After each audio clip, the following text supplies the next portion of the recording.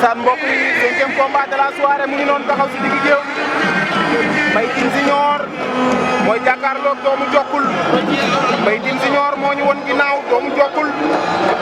moo ñu faree kanam boo xool ci taxawaay doomu Jokkul moo sut arbitre baa ngi waaj a sifflé mbokk yi 5e combat de la soirée la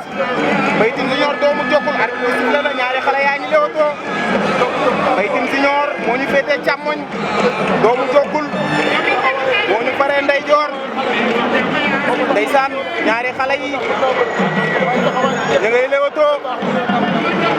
ndeysaan Mbaye Tine Junior doomu Jokkul 5e combat de la soirée tey samedi 3 août 2024 arène nationale ci diggante Mbaye Tine Junior doomu Jokkul ñaari xale yaa ngi leewtoo ndeysaan Mbaye Tine tibb na suuf ndeysaan ñaari xale yaa ngi leewtoo Mbaye Tine Junior doomu Jokkul Mbaye Tine sànni na waaye dalul Mbaye Tine li ngay dooree baaxul loolu yóotu la te kii am njool la ndeysaan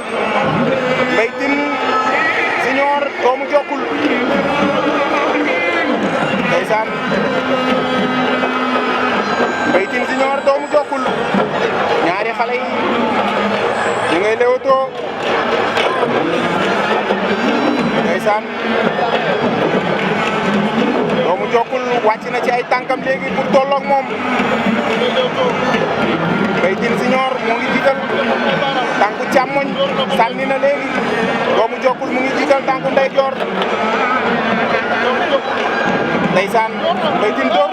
na ko mu rëb doomu Jokkul dox na ci kawam doomu Jokkul mu ngay door Mbaye Tine daw na jàpp ko mot na ko daan na ko laa ilaaha illallah doomu Jokkul daan na ko njool mi la